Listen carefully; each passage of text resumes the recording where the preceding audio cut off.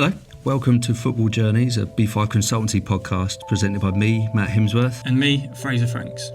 Football Journeys is a podcast that ignores the glitz and the glamour of the beautiful game in favour of the pain, the graft and the rejection.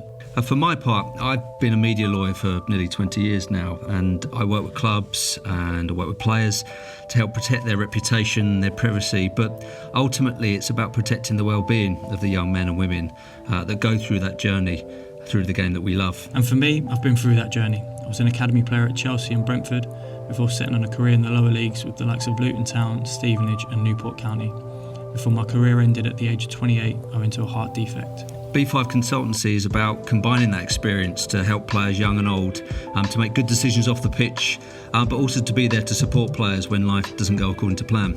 In this series, we're talking to Liverpool FC's class of 2013-14. Those lads that came through that famous academy at Kirkby but didn't quite make it through to realise their Anfield dream. This is Football Journeys.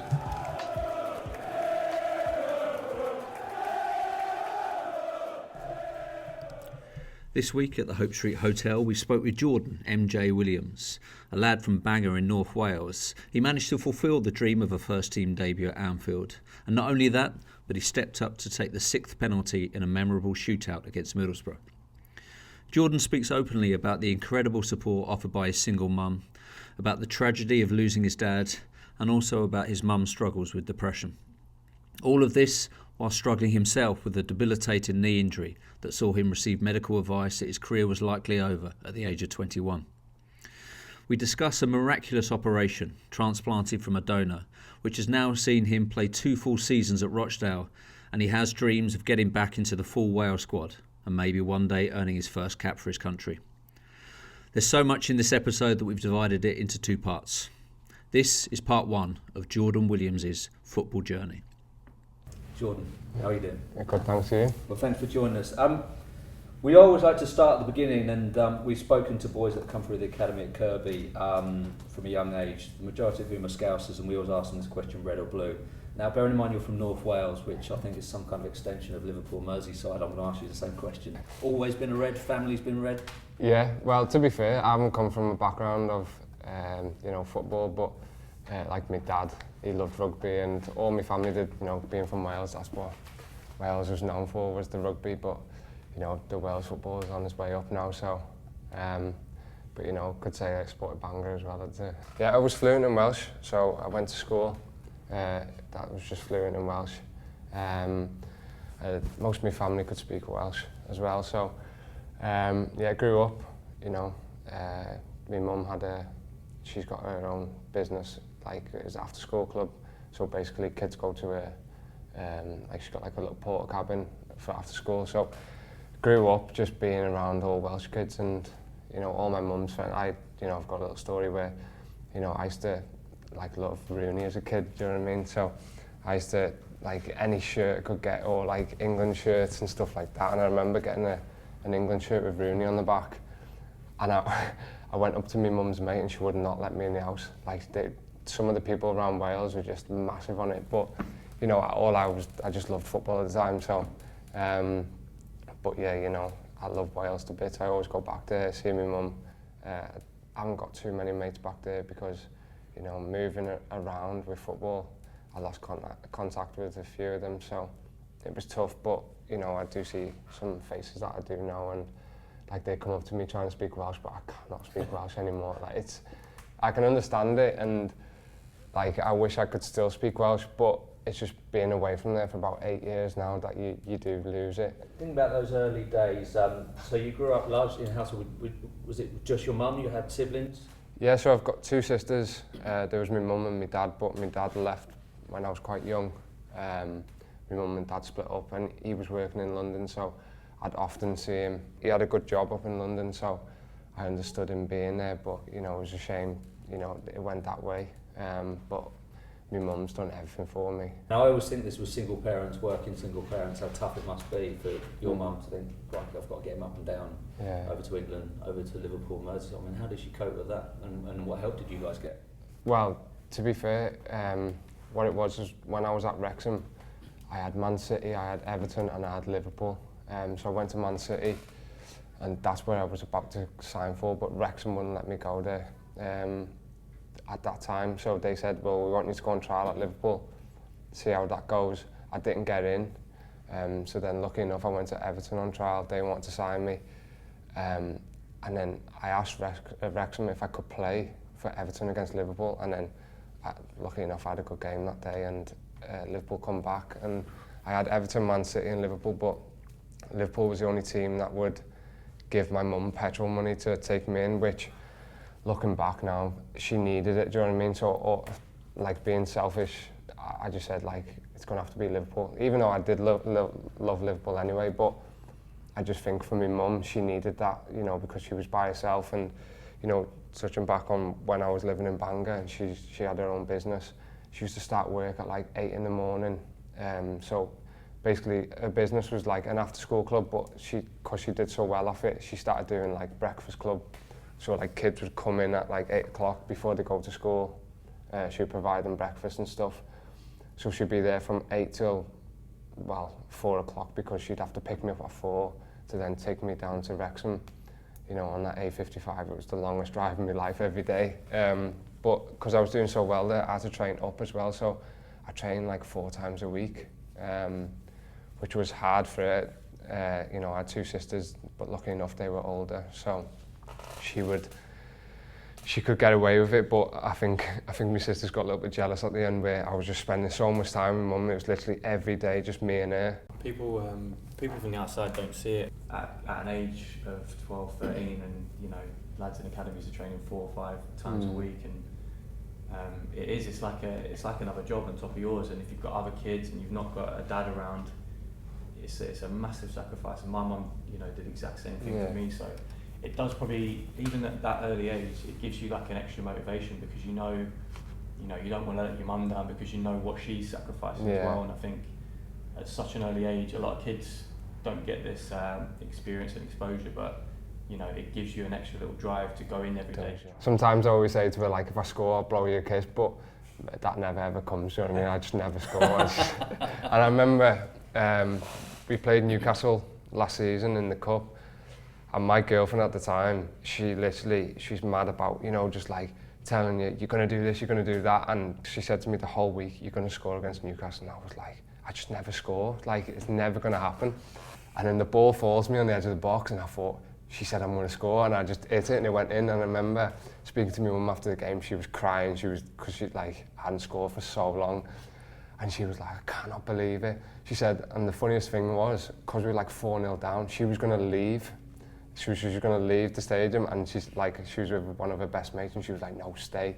Do you know what I mean? So lucky enough, she, because they're so high up at Newcastle, there was no point in me doing anything, I don't think. For me, like, just being my mum, she's the most important. You know, when I'm playing football, it's mostly for her as well, because as much as she wanted me to get to where I was, and that Liverpool, when I made my debut for Liverpool, that was the best day of her life, which it was mine as well. But for her, like, everything that I'm trying to do is to, you know, make her happy, and, you know, because without her, I probably wouldn't even be here now. Going back to Wrexham, so you're there as a kid, and then, you know, you have the choice of Liverpool, Man City and Everton.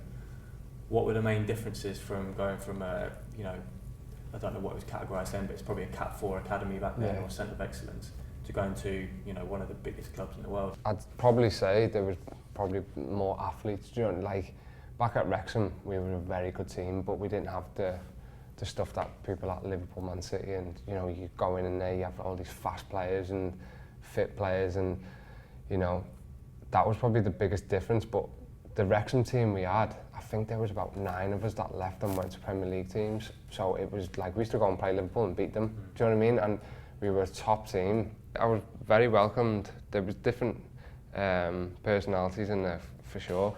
But I remember going there, I think it was like the first week I was there, and my mum pulled me. Like, she was quite hard on me, to be fair. So she, like, if I was having a bad game, like, she would not stay there and watch me. She'd get off, and I just know, oh, when I get in this car now, I'm getting it. Do you know what I mean? So, but I remember getting in the car, and she turned around and she said, "You're just gonna have to push yourself through." And I was like, "What do you mean?" She was like, "I just see you standing at the back." Do you know, like, if we were doing like shooting and all that, I'd always stand at the back. And she said, like, to get where you want to be, you've got to push yourself through these people, because they'll take your spot for being cheeky. Do you know what I mean?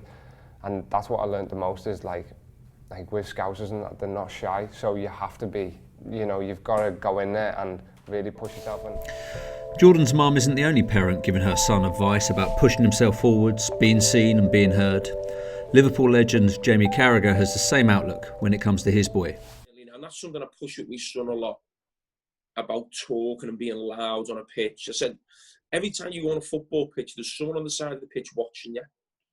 From another club, from a scout, maybe national, who knows? You don't know who's there. But make sure that person goes away and make sure he remembers you on that pitch, whether it was good, but whatever it may be, make sure you stand out. And a big thing is being loud, being aggressive, having a presence. There were some very good players, you know, you had like Conor Randall, he was the best player I've seen at that age.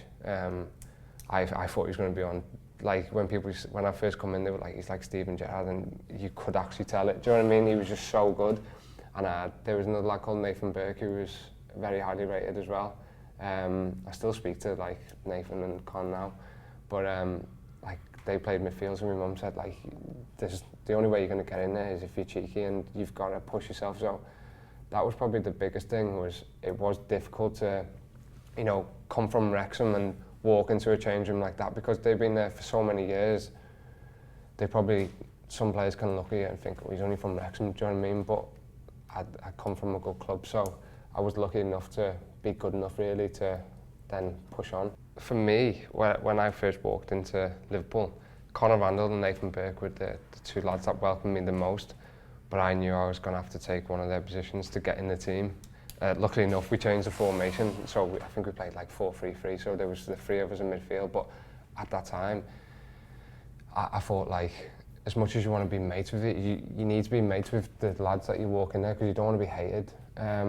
So when I first went in there, I thought, I've got to get in this team somehow, but I want to be mates with them really. So it was tough, but you know, sometimes in football I think you've got to be selfish and you know, you've got to push it. And I always feel like every club I've been to, you always, like, I think at Rochdale last season, one of my closest mates played midfield and it was me against him for the position, but he'd never ever be horrible, do you know what I mean? He'd never go behind my back or stuff like that, which I think in football some people can't they? And you know, we used to share a car and that, and like we'd be driving home after a game when he's been on the bench and I've been starting, and it is tough in football, but I think you've just got to deal with it, and I think the people that don't deal with it are the ones that come worse off of it, because I think, you know, it's as long as it's healthy competition, I think that's the main thing.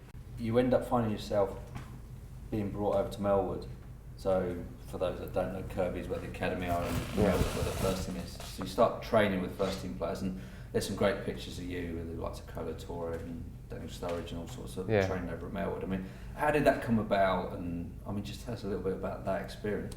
Obviously, we used to get the phone call sometimes when you were at Kirby that you'd be going over to Melwood to train with the first team. And that drive from Kirby to Melwood was the worst drive of your life.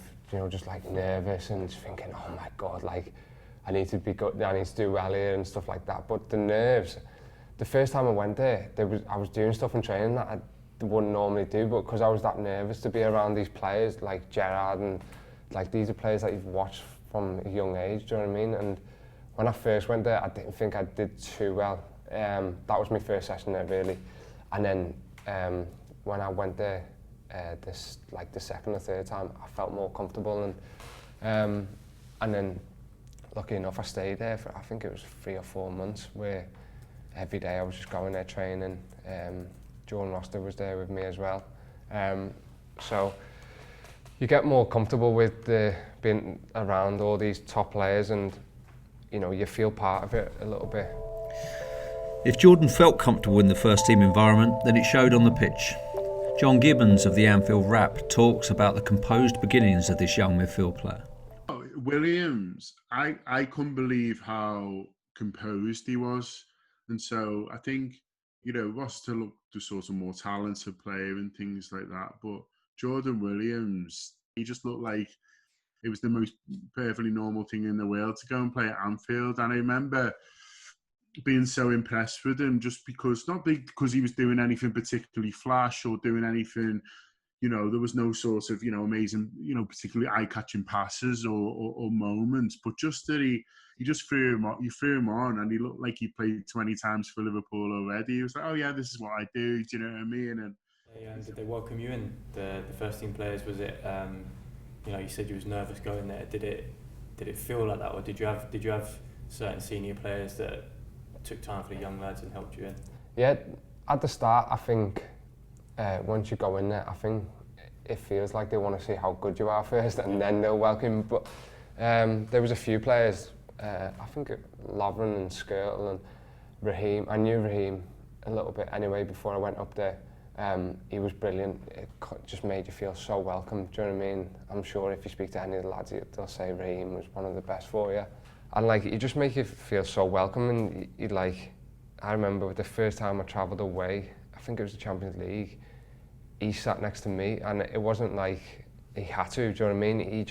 He said, I'm going to sit by you today, and do you know what I mean? And he just made me feel so well. And I remember he took a selfie, and like when I look back at the picture now, I think, oh my God, I look so ugly there, do you know what I mean? But I remember him taking a selfie, and I had my Instagram on private, so I think I only had like, I'd say 300-400 followers, do you know what I mean? And then I got off, and I had about 11,000 requests. I'm like, bloody hell, do you know what I mean? I was made up to be sat next to him, so but he tagged you in the he tagged me in the photo, and it just absolutely went mad. And you know what, Liverpool fans, like, they're brilliant, aren't they? Like, you get your followers and stuff like that up, and now I'm struggling, like, but yeah, it was brilliant. I'm going to wish you forward to September 2014, and you've already mentioned the biggest day of your mum's life, let alone yours. You're named on the bench. And it's a strong lineup. There's only one kid in the starting 11, which is your mate, a year younger than you, Jordan Rossiter. Yeah. You're on the bench on the 79th minute. Jordan's number comes up. But what's more interesting than you playing for 11 minutes and then playing into extra time is the fact it goes to a penalty shootout. Yeah. And not only a penalty shootout, one that ends 14-13. Now, in starting to say that, anyone that's not familiar with that penalty shootout is assuming that you took the 11th penalty because you are an 18-year-old. An 18-year-old kid should be taking the 11th penalty. I've got the penalty list in front of me, so we'll go through it. Yeah. So, Balotelli scores the first one. Yeah. Your mate Lucas Leiva scores the second. You then got Adam Lallana, so you've got three great experienced pros. You then start moving down in terms of seniority because Suso takes the next one. You then got young Raheem. Yeah. Who misses. I know, he missed in training the day before as well. So, when I was thinking, I remember Mike Marsh saying to me, like, when it finished the game, he was like, take a penalty. And I was thinking, no chance, you know what I mean? But now I think back and think, I wish I would have took the fifth one. Yeah, well, that would have put you through. So that would have put us through, yeah, so it would have been even better. Meant that after 5 penalties, it's 4-4. Yeah. And it's at that point, and I look at the list of the lads that didn't step up, respectfully. Yeah. Carlo Torre, I mean, there's not many people much more professional than Carlo Torre. You've got Mamo Sacco, Jose Enrique. Yeah. But it wasn't any of them, it was an 18-year-old Jordan Williams. Did you make that decision to take the 6th penalty, the first sudden death penalty? Not really, no. I remember the day before we did a few penalties, as you do. Scored all of them, so I felt confident. And I remember just standing on the halfway line, and I'm seeing like no one's missing, like it's not going to finish this and it's going to go sudden death, and I'm thinking, oh my. At that point I did not want to take a penalty, but at the same point I thought, nah, I do, because when you're a young kid you need to make a name for yourself, and I thought this could be the perfect opportunity, do you know what I mean? So I remember standing there, and Liverpool were going through a tough time at the time, so I think the senior players didn't really want to do it in case they missed and it knocked us out. So I remember Lallana turned around and was like, Jordan, you're a good penalty taker, you take the next. And I'm thinking, I was like, yeah, no worries. Like thinking like, and then Balotelli was like, no, you can't do that to him, it's not fair. Like a few of the lads said it, and at the end I was just like, no, I'll do it. So I remember just like their player walked back, and I thought, right, I'm going. So this is at the cop end. This is at the cop end as well. I remember my mum was on the right side, and I thought, right, just keep your head and just walk straight. And I remember walking straight forward, and I tell this to everyone, it was just like a big wind just hit me in the face, and the cop just went mad, and I was thinking, oh my God. And like on the video now, I'm just constantly, like when I watch it back, I just see myself like spitting constantly. You know, when you've got like that drive where you're that nervous. But at that time, I did not feel nervous one bit. I just felt, I thought, like, right, just put it there. That's where I'm going. I remember I think it was Jamal Blackman in goal. He was absolutely massive as well. I'm thinking, oh my God, if he dives the right way, I've missed. And then I remember, like, just blowing the whistle and scoring, and I just, like, it was the best feeling I've ever had. 18-year-old Jordan Williams in front of the cop now. Nerveless. Can you still see it in your mind's eye? Yeah, every time I talk about it, I remember, like, going that way, going to my right was never my best. And I thought, right, just go to your left. That's where you can just whip it a little bit. I remember it going, like, as I've hit it, I thought, oh my God, it's going over, because I hit it up a little bit, do you know what I mean? And I thought, like, when I watch it back now, it's not a bad penalty. So, but yeah, I remember, like, straight after that penalty, like, I remember just, like, looking, like, obviously knew my mum was there, and she was just in bits. She wasn't even looking at the end. Could you see her? Yeah, I knew exactly where she was sat, because when I was, like, warming up and that, I was trying to, like, look for her, do you know what I mean? And when I come on, like, for some reason, I always know where my mum sat. Like, like every time I look, I can always, and she's so loud, do you know what I mean? She's constantly up on her feet and that, so you can't, but obviously, lucky enough at Anfield, I can't hear, because sometimes she does me head in, do you know what I mean? Like, sometimes I get in the car and my mum. She sounds like she's your fiercest critic. Oh, she is, like, she's the biggest critic. Like, I can come off the pitch and think I've had a good game, and she'll be like, no, you were terrible today. When you are warming up, are you expecting, you've got other big names even on the bench, are you expecting, because it's your first time, are you expecting to be an unused sub, and what's that feeling like of a manager calling you back and, getting ready to come on? Because for me, I felt worse coming on as a sub. Yeah, I do, yeah. I felt more nervous, so I can't imagine for a Liverpool fan, 18 years old, making his debut. Yeah. What did that feel like getting ready on the side? Well, when I got told to go and warm up and that, I think nerves did hit in a little bit, and I remember when I come on, I had like cramp after about 10 minutes, just in my calves. I was thinking, I can't be unfit, do you know what I mean? But I think it was the whole day of, like you say, like coming on is probably the worst thing. And like I was sat in the hotel all day, funny enough it was here.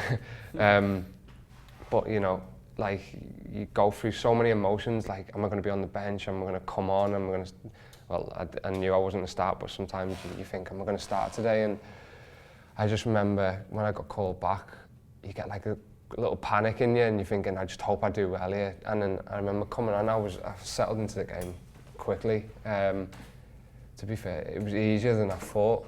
Like, I think you get a little bit more respect being at Liverpool. And like when I was on the ball, I thought, right, I've got more time than when I first got it. I tried to get my passes off quick just to, get into the game, and then the more I grew into it, the more I felt like I did really well. Lucky enough, it went into extra time, because then I was settled into the game, and I didn't even want the game to finish as much as... Well, what would have been an 11-minute appearance became a 41-minute appearance. Exactly, and then incredible glory. So after you score, the score is 5-5. So then all of those big grown men have to take penalties as well. And they all score them. So Carlos scores, Morris scores, Manquillo, Jose Enrique. The 11th penalty was the keeper, Simon Mignolet, to come up with the score. And so then it starts all over again. So Mario Balotelli pops up and he scores, of course, and Lucas Leiva scores, Lallana scores, Suso steps up. Yeah, I was nervous. And at that point, because at that point, there's a decision to be made. Yeah. Because Raheem's missed his penalty. I mean, are you taking the next penalty, do you think? Do you know what? I actually fancied myself, but at the same time, I was thinking, where am I going to go? I don't want to go to the right, because I know I never put it right when I go there. But and Jamal's a big lad. So. And he's massive, and I'm thinking, I'm just going to have to go left and just hope for the best. But I think Raheem would have took it. But I probably would have fancied myself after scoring. I was a little bit more confident then, but like at the same time, as it was coming back round, I'm thinking, I'm going to have to go again here. And because I've scored, I just wanted it to be done, because I thought, right, played well, scored my penalty, that's enough for me tonight, do you know what I mean? And I didn't want it to come back, but luckily enough, we did it. And I always remember going into the change rooms, and Balotelli was, do you know what, as much as people, have got something to say about him, he was a top guy. He was a little bit different to what I was used to being around, but he was just like, if you got in with him and he liked you, I think you were, he was a good lad. And I remember after that game, he just come to sit next to me in the change room and put his arm around me, and he was like, I respect you, because he said when I was your age, that was the type of stuff I would have done. And I think like you've got to have that personality, and he said like you've got the same personality where, you know, you stepped up in a big occasion, and I respected him for that. And like in training and stuff like that, he'd always have a laugh with me, so I felt like I was, you know, respected by the lads for that. And I remember coming in like the next day, and you know, you had like Henderson saying well done, you had Gerrard was one of the first ones to come over and congratulate me, and I think he put like a picture up that night on his Instagram, and he was like, I bet you got a few girls off that, didn't you? I was just thinking, I had a girlfriend at the time, I was like, nah, do you know what I mean? But It wasn't just Jordan's current teammates who were impressed by Jordan's mettle in stepping up to take that penalty. Jamie Carragher talked to us about the character it showed. Yeah, I mean, that there's signs that I love really, whether about ability or, you know, that's not just your football and ability, that's your character on and off the pitch. If you saw someone do that straight away, you think, well, okay, you know, he'll do all right. You know, whether, you know, outside of football, in football, that'd be a good testament, really. That'd be something I'd be really proud of. Even if it was my own son, where you'd say, you know, go and take it. I don't care if you miss, I just want you to take it. Put yourself in that position, put yourself under that sort of pressure, show that character. I can always keep that with me for life now, and you know, like that was when I was going through Liverpool, that's all you want to do is play for Liverpool for one time. Do you know, I wanted, after that game, I wanted to, you know, go on and play many more games, but like you say, like Gerrard says it, no one can take that feeling away of playing for Liverpool and being able to tell people that you've played for Liverpool, and I still do to this day, do you know what I mean? Like sometimes I have a bit of banter about it and stuff, but you know, and even for your family, like I always talk about my mum, but for her, for all them years of like going through that to, you know, one day sit at Anfield and watch me play on the pitch, that's all they want, do you know what I mean? And even now, she still comes to watch me play, like for Rochdale every game, but that was the biggest moment of her life, and it was the biggest moment of my life, and you know, lucky enough I've done it, and you know, no one can take that away from me now. Life was going pretty well for you around that time, and it continued to be that way. You were in and around the first team a lot. You managed to get on the bench for Premier League games. Was it away at Man City? No, at home. At home against Man I remember City. that game very well, and it sticks to me to this day. Is I remember getting named on the bench, and you know, you go there and you've got Yaya Toure, David Silva, all these top players, and I'm thinking, can I just say the Man City bench? Yeah. Frank Lampard, James Milner, Dale Clichy, pretty decent company you're sat I know, outside. yeah, I'm warming up as well. But I remember before that game, I was quite close to Mike Marsh, who's at Swansea now. I remember him like grabbed me and he was like, "You're going to come on today?" And I was thinking, "What do you mean?" And he was like, because Lucas was, I think he had like a little niggle that day, and there was no other midfielder on the bench. He was like, "Lucas is struggling, so just be ready the whole game, just be ready to come on." And that was 10 times worse than Middlesbrough, because I'm thinking, like, imagine coming on first Premier League game and you're playing against Toure. Just, and I think it was like 2-1. I think Henderson and Coutinho scored, and I just remember thinking, oh, like, I wanted to come on so much, because like that feeling of coming against Man City would have been everything. But at the same time, thinking like, I'd happily not come on, because it was only like 10 minutes left at that time. I was thinking, like, imagine coming on, you do a mistake and they go and score. I was thinking, but I'd have loved to have come on, but that game was a good feeling, that one. Were you running up and down the touchline trying to attract the attention, or were you doing the opposite? No, I was, do you know what, when that game, I remember being up there with Glenn Johnson. I think there was about 4 of us warming up, but you only allowed 3. So I remember the fitness coach like standing up going, Jordan, come back, and like Glenn Johnson's like, good luck. And I'm thinking, I'm coming on. And my heart just dropped, do you know what I mean? I run over, like sprint over, thinking I'm coming on. And he was like, there's too many warming up. And I was like, oh. I just sat back down in my chair, do you know what I mean? But that feeling, like that was more than the feeling that I had at Middlesbrough. That was the most nervous I've ever been, like. And you had a few Europa League games where you didn't get on, but again on the bench there's a lovely picture of you and Jordan Roster warming up in a far-flung part of the world. I think you went to Turkey, was one of the places you went to. It was quite easy, like, to settle in. Like, you know, I loved the away trips. I remember going Beşiktaş, like you said then, in Turkey, and I remember being in a hotel and the fans outside, like their fans were just going crazy, do you know what I mean? It was late at night, you want to sleep, and I remember like turn up for the game and someone saying like, these are mad, these fans, and they literally were like, the noise, when you come out of the stadium, you just thought like, thank God I'm out of that stadium, because they were so loud, and like it was quite scary to be there. And that day, I remember being there thinking, oh, I just want to get away from here, like it was so scary at the time. But I remember the fitness coach coming out and he was like, the drug testers are here, like start drinking water, you've been picked. And I was thinking, oh my, because we had to get the plane back. I thought, and when you're doing the drug test, you get quite nervous that you can't do it as good.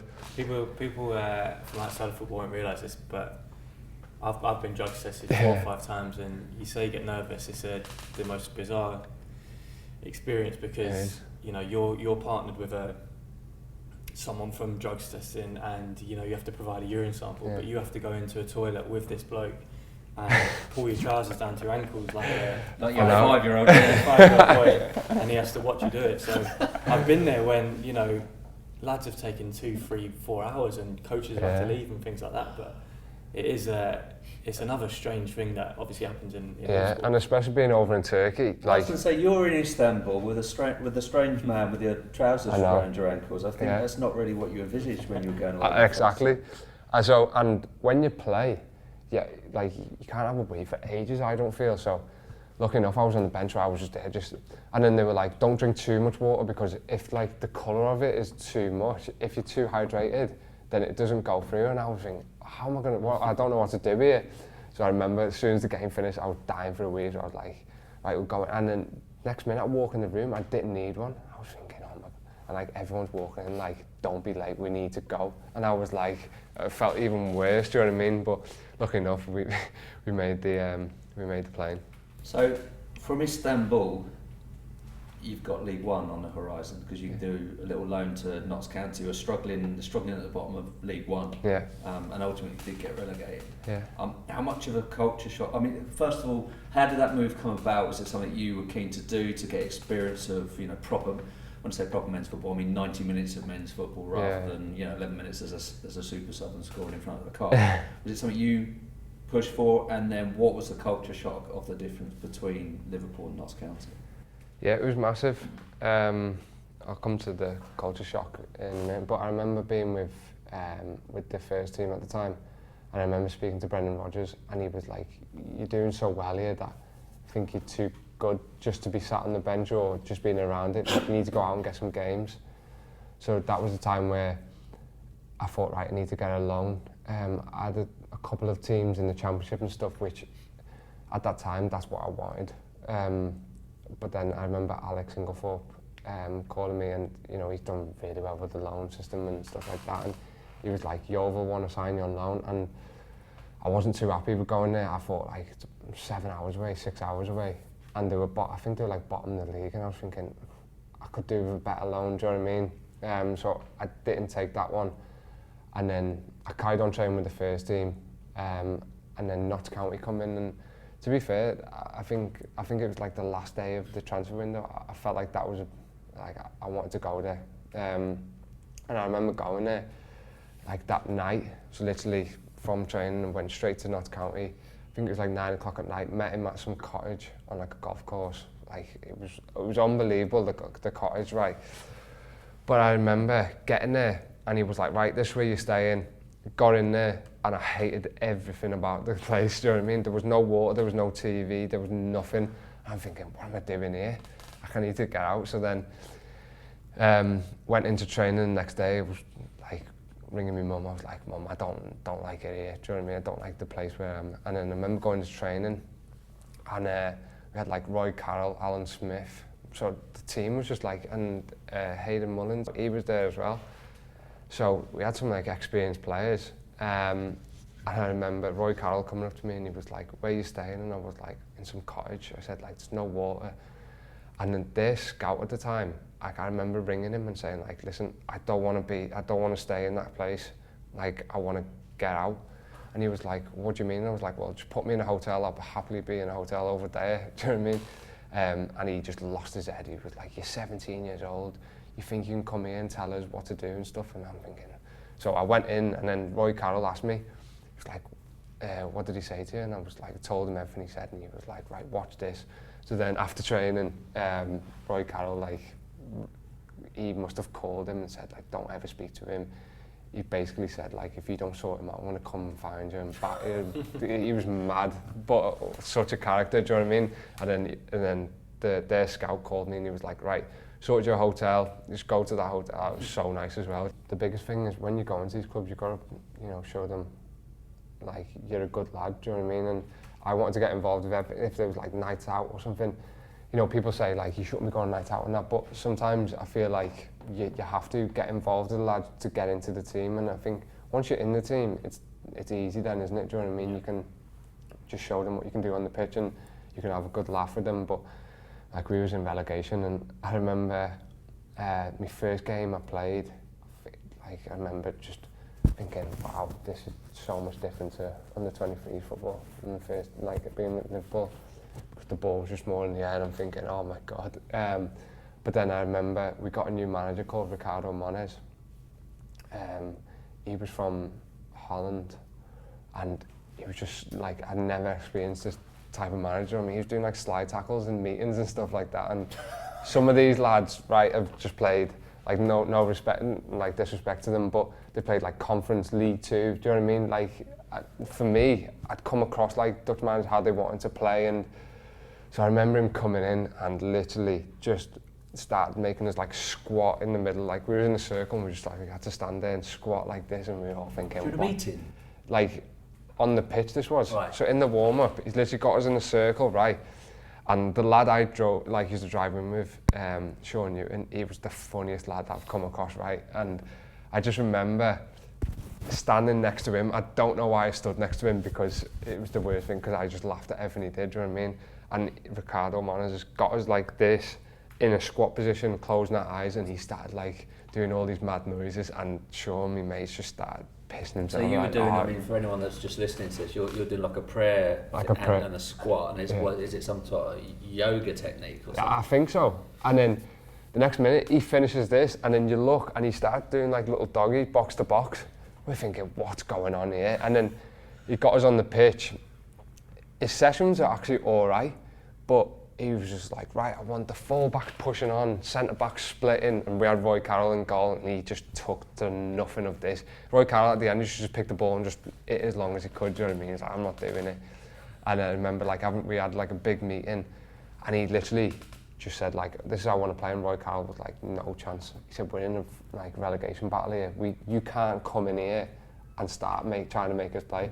But to be fair to him, he stuck to it, and we were unlucky to go down, because I think like with 10 minutes to go, we were staying up, and then we just conceded 3 goals because he like changed formation and went all wrong. But I remember the first time we went, like, I think it was his first game, I think against Yeovil away it was. I remember getting to, in training the day before, we did like shaping it, and I wasn't even on the bench. And I was thinking, what's going on? Do you know what I mean? So I remember getting to the hotel, and he picked me out of all the lads in there and was like, you know, this is why you're here, you're not at Liverpool. He didn't actually think I was at Liverpool, he thought I'd signed for Notts County. He was like, you know, you've been at Liverpool, what are you doing here? And I was like, just like looking at him and say, like, I'm on loan, do you know what I mean? But I didn't say anything. He was like, you know, there must be some reason that you're here. And I was thinking, like, there actually isn't, it's just that I'm on loan, do you know what I mean? So, and then the next day he put me in the starting team. And like, that was one of my best games I've played on loan. And after the game, he pulled me and he was like, I just wanted to see how you reacted. And I'm thinking, like, wow, do you know what I mean? But he was so good to me. Like, he brought me on so much, and like, he was hard to other players, but for some reason he took to me. Like, he used to give me days off, and like you were saying, like, you know, like, how do people take to you coming into the club? It was hard that time because he knew I was coming in from Liverpool. He wanted to like let me rest. But yeah, he was great with me. He was just giving me, like, I always wanted to train in that, but it was hard at that time because there were so many games and I was just new to it. How important do you think that this side of it is for your development, and for, you know, you've gone out and you've got this loan experience at 17, 18, Yeah. a lot of academy players stay in the system until they're 21, 22 before Yeah. getting this. Do you think it's massive, and it gave you a look and a bit of a knowledge of lower league football? You had, even if it's a bad experience, you got a relegation You know, you've been in a relegation battle. Yeah. You've had to play, you know, Saturday, Tuesday, and experience these different things, be around different characters, like on and off the pitch, living away from home probably for the first time. How important do you think this is for young lads going out on loan as early as they can? Yeah, it's like I speak to anyone. Say if I speak to people at Liverpool now, I still say to them, try and get on loan. You know, for the players that can go straight up to the first team, that's different, I think. But for anyone in the 23s, I think you're better off going out and playing on loan, because the football is completely different. And you know, you're playing Saturday, Tuesday, Saturday. Like, you have to like adapt to it so quick, don't you? Because you've got to turn up to a game on Tuesday when you've just played Saturday, still a little bit tired, and you've got to get through it. And I think coming across different like personalities in the change room is massive. And lucky enough, I had the experience of some top players that played in the Premier League, and you know, just like even getting like little stories of how players were. And I remember Roy Carroll saying to me once, like, you need to get stronger, and that was, I took to me straight away. And I thought, like, to play in this type of like football, you've got to be strong. Do you know what I mean? And at that time, I went in there, I was like skinny. I wasn't like ready for that at that time. But then straight away, I did really well at Notts County, to be fair, and I just grew into it, and I loved every minute. And if I could say to any young lad at that, like, you know, if you're at the age to go out on loan, because like, you know, obviously Ian Henson, and he always says to me like, oh, you're not on 100 games, and I'm thinking, because like I've been injured, do you know what I mean? But he said, like, for any young lad to get them, the more appearances you can get in football, in league football, is the most important thing. Because I think if you've got a lad that's playing under 23s, or you've got a lad that's played 100 League One games, I think most teams are going to pick the lad that's played 100 league games, because they've got the experience of it, as you don't know how an under 23 lad is going to go in and play.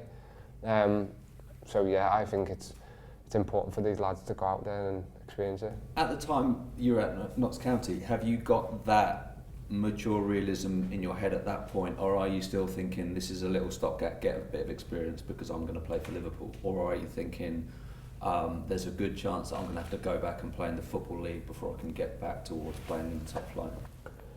Bit of both, really. I felt like I did really well there, but I thought this is only League One. Like, coming from Liverpool, I thought I've got to do it here, and then I think I've got to do it in the Championship. So it was a bit of both, really. It was tough because I knew the players that were in front of me in the Liverpool first team, so I always thought I'm going to have to go on another loan here, and that's what I did. Obviously, I went to Swindon, didn't I? Well, that was the big plan, wasn't it? So the summer came and you agreed a season-long loan with Swindon, and that goes to your point about getting games under your belt. So the intention would be you'd play 30 or 40 games for Swindon. Yeah. Well, Brendan Rodgers' his son was there, so I think he had, and the football they played was, I think they nearly got promoted that season, didn't they? The year before I went there, and they were brilliant. But I remember Rodgers saying, like, just go there. I'll be there a couple of times to see it, because obviously his son played there. So I'll be there to watch it and stuff like that. And I thought, like, this is a good move for me. And you know, I was just so gutted that I got injured at that time, because I felt like after that season I would have been in an even better position in football. And you know, and it was going well. I mean, so by August, you'd gone to Cyprus with Wales. Yeah. And that is, so this is August 2015, Gareth Bale scores, you win 1-0, and this is when Wales is on the march to Euro 2016. Yeah. So actually, life is looking... I think we played Israel the last game. Right, okay.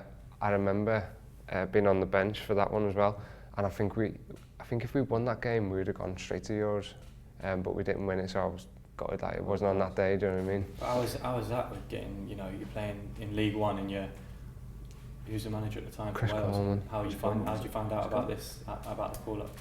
The weird thing was, I think there's another Jordan Williams. I think Johnny Williams it is, sorry. Yeah. So when the squad comes out, it has like J. Williams, and I was thinking, oh, that's Johnny Williams, do you know what I mean? Every time I watch it. So I remember I was doing really well at Swindon, loving it. And we had like the manager and the assistant manager just loved playing football, so it was literally just, I used to play centre-back there, so literally get the ball, and he was like, I want you to dribble with the ball as far as you can, because Swindon had the respect of teams knew they wanted to play, so they would literally just drop back, do you know what I mean? So being as a centre-back, they wanted us to drive through, which would bring teams onto us, and then you try and find your passes. So I was loving every minute of it there. And then I remember coming in from training once, and someone was like, "You've been called up," and I was like, "Called up for what?" And he was like, "Wales," and I'm like, "Surely not." Do you know what I mean? And I remember going in, all the lads were in there, and they had it on the big TV, like my name come up and stuff like that, and they were all made up. And So the first you hear about being called up for Wales is you seeing it on TV? on TV, yeah. So, and then I remember Chris Coleman calling me that night then, just saying like, you know, I've been to watch you a couple of times, and like, you've really impressed me. Every time I've watched you play, you've been the best player on the pitch. So, like, for him to come and watch me, I couldn't believe it. Thinking at Swindon, League One, like, got Gareth Bale in the team, do you know what I mean, at Real Madrid, and thinking, like, I've done well here.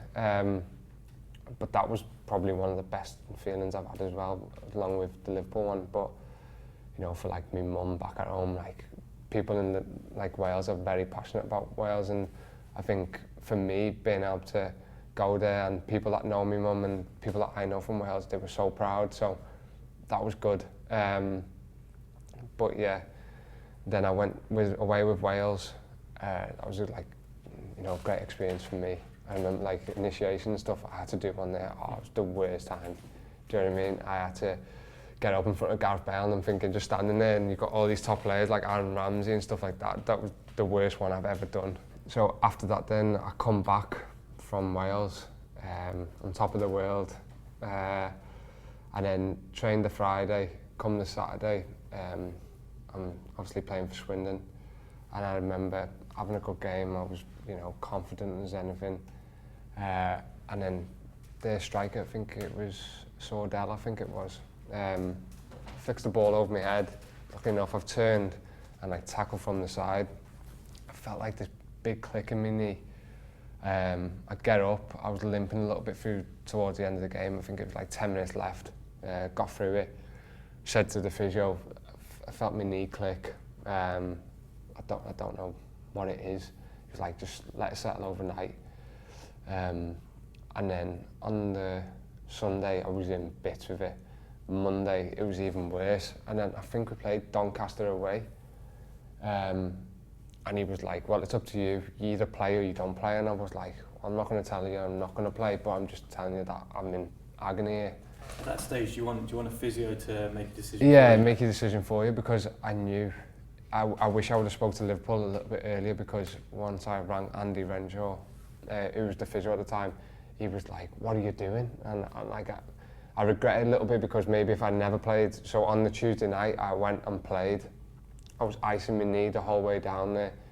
Played the game. Oh, I felt terrible. Like, couldn't even move, couldn't even run at the end. Do you know what I mean? And it wasn't a good time for me. And I remember after that game, the physio coming in and just saying like, right, we're going to inject your knee this week before the Blackpool game. It's important that you play against Blackpool. And I'm thinking, I can't play. Do you know what I mean? Like, this isn't right. So that's when I rang Andy Renshaw, and I was like, Andy, gonna have a look at this. My knees in bits, and they want to inject. He was like, no, don't do anything. Get back to Liverpool. So I went back to Liverpool, and on the way back, I'm just thinking like, I've had no luck. Do you know what I mean? With my knee and stuff like that, I've had no luck. This isn't gonna come good. So your knee had been sore before? Yeah. So I had an operation when I was 16 on my cartilage. It was like keyhole. Ended up being. It was meant to be a 4-month injury. Ended up being a year. And the surgeon at the time said that I had a thing in my knee called control defect, which I didn't know nothing about.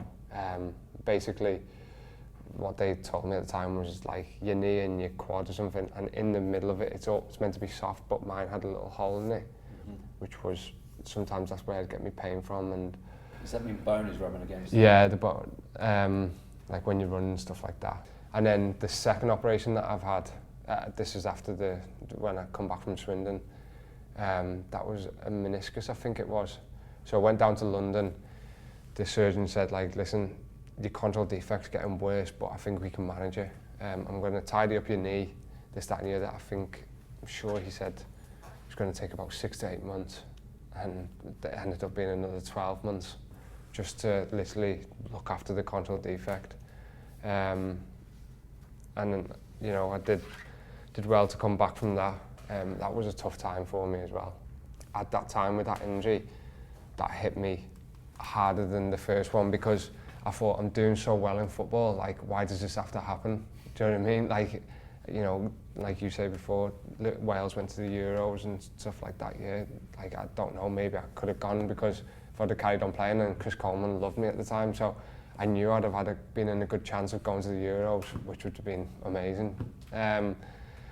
So yeah, that injury, I struggled a lot because, you know, I thought like where I could have been going, but then I've had to take a step back. But you know, I was living by myself at the time, and you know, when this happened, like I started going out a little bit more and just to get away from it really, because you struggle from being at such of a high to come back down to earth that like it's hard to control it. But like all my mates were going out, and I thought the only way I can get over this is by going out. And looking back, it was the worst thing I ever did. But you know, at them times, like I was speaking to you before, that I don't think there's enough support for lads in football, and you know, I'd love to like talk about it with players sometimes, because I just think like, I wouldn't say I was depressed at the time, but I think I could have been close to it, because I'd go home at night after being in football from 9 in the morning till 4 in the afternoon, absolutely shattered. You don't even want to make food because you're just thinking like, I don't want to put weight on, do you know what I mean? But at the same time, because you're so low, food is the only thing that's going to keep you up, do you know what I mean? And I was eating more, I was putting weight on, but like that was the toughest time. But I come through it, so like at the end of the tunnel, and lucky enough I come through that one. And being injured, I think it's one thing that's not understood from outside of the game is it's a job in itself. I think people think, oh, players are injured, they sit on their sofa and relax, but it's not what happens. You're actually working just as hard, if not harder. You're going to the training ground, it's all about rehabilitation, etc. So you said, I'm going into working 9 till 4, actually you probably wouldn't have been in the training ground that much if you were fit. Yeah, of course, yeah. You're probably in at 9 for your breakfast, you're training and you're home, aren't you, unless you've got your leg session in the afternoon. But that, like, some days I was waking up and my knee was killing, and I was thinking, oh, what's going on here? Do you know what I mean? Because you'd have a few good days and then you'd go back down where you might have been out running and it would have swollen up a little bit, so you have to take 2 days off, and it was just literally just up and down constantly. I'll probably say that was the hardest injury I've had. You know, probably go on to the next one after this one, but I'd probably say that one was the hardest because I'd already had one before. I think the second one, I felt so unlucky about it that I didn't take to it too well. And because it took longer to come back from, and my control defect was getting worse and worse, I thought like, how long is this going to last? Do you know what I mean? I'd been through so much before. I don't want this to happen again, so I just wanted it fixed, but I didn't feel like it was fixing. But lucky enough, you know, I did everything I could, and I come back from that injury, got back playing for the 23s, and then after that, then I went on loan to Rochdale, and then that's I'm going to pull you back before you get to Rochdale, because you'd have a really tough time, and you'd gone from being at a very young age close to the first team to starting to move away from the first team, largely because of bad luck with injuries. And we then get to March 2016, you're still a Liverpool fan, you're still at the club and still supporting the club. Yeah. Which means that you go to watch Liverpool play in the Europa League against Man United, massive game. And there was a lot of trouble at that game, a lot of animosity between United and Liverpool fans. Liverpool win the tie, which means Liverpool flying into the next round. And you tweet at that point an emoji of an aeroplane. And you put your phone down, you forget about it. Yeah. And then your phone blows up. Halfway home. Talk us through that. Yeah, so just, you know, on that day I went to the game with my mates. I think I got like 4 or 5 tickets in the way, and so we were all made up to be going. And I just remember one of my mates, he had his Twitter on private, and he put a video up. So I asked him if he could take his Twitter off private, and just so I can put it on my Twitter, do you know what I mean? Because it was a good video, it was just like all the fans singing and stuff. I thought it'd be good. And in Liverpool, it's known for flying, do you know what I mean? In a good way. So, and sometimes between me and my mates, we'd use the plane emoji. So didn't think anything, I was so excited, do you know what I mean? The game was brilliant, I had a good laugh and stuff like that. I just tweeted it, put the emoji, and I can't remember what else it was. I think something to do with the game. And I remember putting my phone down and I remember driving home. And in fact, I got it was a clap emoji. Yeah, clap emoji, yeah, that's it. So I remember getting back to, I think it was Queen's Drive it was. I remember like picking my phone up because we were stop at lights. And I just seen so many of these notifications coming through. I clicked on and I think Empire of the Cop was one of them. And I thought, right, this is a big account, like what is it? And it was literally just everyone saying, take this out, take this down, take this down. All the Man United fans coming for me. My mate was ringing me, what have you done? And I was like, what are you on about? He's like, it's on the news, you've tweeted this. And I'm like, it was in every single newspaper, wasn't it? And I remember like getting home and I remember ringing Phil Roscoe at like 1 o'clock in the morning saying, Phil, you're gonna have to help me here. Like, I've tweeted this, it's not me that's done it. But I literally did the tweet, didn't I, where I got my mate to tweet for me saying like, my phone's been hacked, which was the worst thing I'd done, because now I wish I would have just, you know, come out and said, because like I remember after what happened, like speaking to people from Liverpool, they were like, we know what you meant, but people from the outside didn't know, because... And just to clarify for people listening who don't understand the way it was interpreted, and one of the reasons it was interpreted is that there was a lot of animosity between the fans during that game, and some totally outrageous chants from some Liverpool fans about the Munich air crash. Yeah. And that was the connection that was made on that, and it was the idea was that you were, you know, propagating that. Yeah, of course, and I didn't mean it. And I remember speaking to people from Liverpool and they were like, we know what you meant, like flying is a good thing in Liverpool, but other people didn't get what I meant. So then, when my mate tweeting it, and it got even worse, and I thought, right, what am I going to do here? You pressed the panic button, and the panic button was the age-old lie that people do on social media, right, it was hacked. And of course, because it's an age-old lie on social media, no one believed it because it wasn't true. Yeah. You know, you were young, you panicked, and what I'm interested in is the anguish and panic that you felt. What was it like having people you'd never met before, Man United fans, Liverpool fans, or whatever else, giving you, as the phrase goes in football, absolute pelters? Oh, it was scary. Like, you don't realise how big. Well, I knew how big the clubs were, but for like me, I wasn't nothing. Do you know what I mean? I wasn't like a big name player.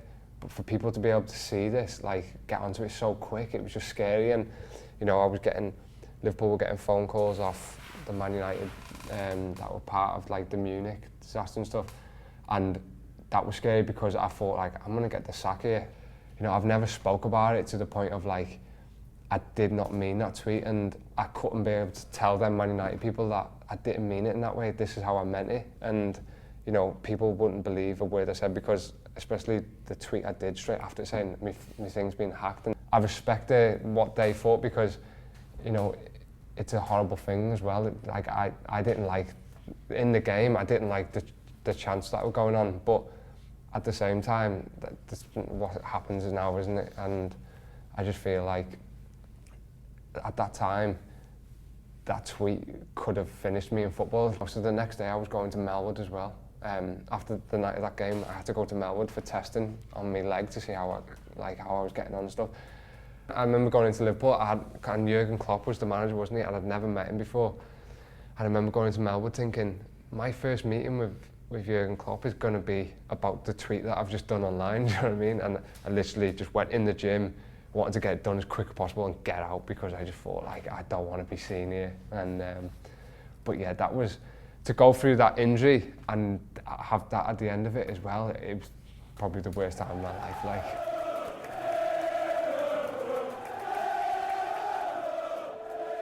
That is the end of part 1 of this episode.